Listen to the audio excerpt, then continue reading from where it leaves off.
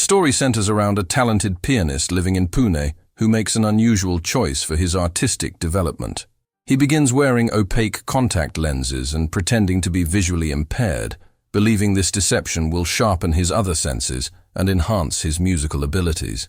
The young musician performs at various venues around the city, and during one of these performances at a small restaurant, he meets a woman named Sophie, who accidentally bumps into him on the street.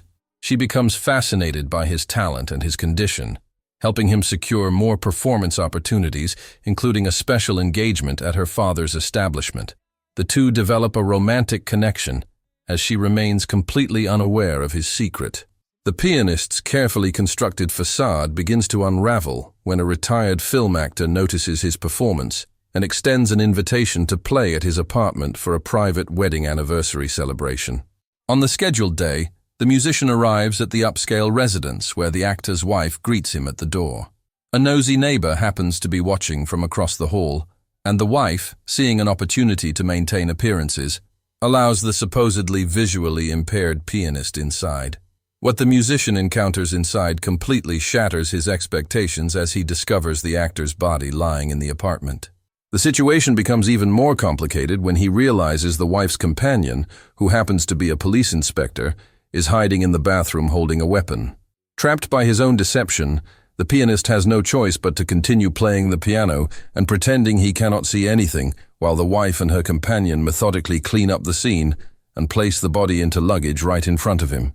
After leaving the apartment, the musician sits on a bench trying to process the horrifying experience he just witnessed.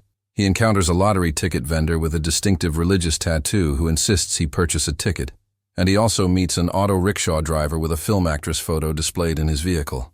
The pianist attempts to report what he saw to the authorities but discovers his predicament worsens when he realizes the wife's companion is actually an inspector at the police station, forcing him to fabricate a story about searching for a lost pet instead. Meanwhile, the actor's wife overhears her elderly neighbor discussing with an officer about seeing an unfamiliar man entering the apartment on the day her husband passed. The wife takes action to eliminate this potential witness by pushing the elderly woman from the building's ledge. The pianist happens to arrive at the building to give music lessons to the actor's daughter just as this occurs, but he must continue his charade of not being able to see. A suspicious child living in the building begins to doubt the pianist's condition and secretly records footage of him moving around with full sight.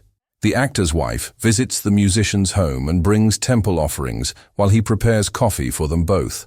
She has poisoned the offerings, and after the pianist deliberately spills his coffee trying to avoid suspicion, she confronts him about his deception. He promises to relocate to London and keep her secret, but the substance from the offerings takes effect, and he loses consciousness. The child shows the incriminating video to Sophie, who rushes to the pianist's apartment only to find the wife has staged the scene to appear as though she and the musician had been intimate. Devastated and furious, Sophie leaves him. When the pianist regains consciousness, he realizes the wife has actually taken his sight away. The inspector arrives intending to finish him off, but the musician barely manages to escape, collapsing after striking a pole on the street. The pianist awakens in an unlicensed medical facility, operated by a doctor who harvests organs for profit. The doctor and his two assistants, who turn out to be the rickshaw driver and lottery vendor he encountered earlier, decide not to harm him when he mentions seeing the vendor's religious tattoo before losing his sight, which shocks them since they believed he was genuinely blind. The next morning, the pianist reveals everything about the incident he witnessed and explains that this information could be worth millions. The group devises a scheme where they capture the actor's wife, stage her apparent self-harm, and attempt to extort money from the inspector. However, the rickshaw driver and lottery vendor betray the pianist, restraining both him and the wife, while planning to keep all the money themselves. At the arranged meeting location, the inspector shoots the rickshaw driver but becomes trapped in an elevator and accidentally takes his own life.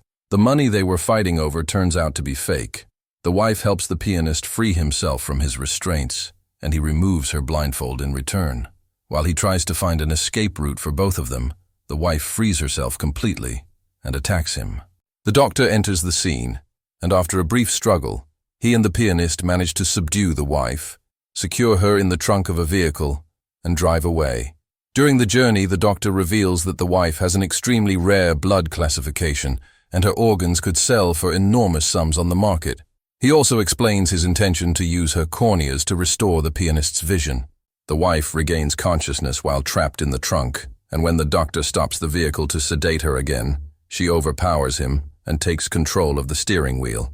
The pianist, believing the doctor is still driving, desperately pleads for them to release the wife. 2 years pass, and the pianist is performing at a venue in Krakow when Sophie unexpectedly finds him there. He recounts the entire sequence of events to her, and in a flashback sequence, viewers see that after the wife took control of the vehicle, she attempted to run him over. However, a rabbit suddenly strikes the windshield, causing her to lose control of the vehicle, which crashes and erupts in flames with her inside. Sophie tells him he should have followed the doctor's advice about using the wife's corneas. As the pianist walks away, he uses his walking stick to knock aside a can from his path, creating ambiguity about whether he actually did take the wife's corneas and regain his sight, or if he has simply learned to navigate his environment without vision.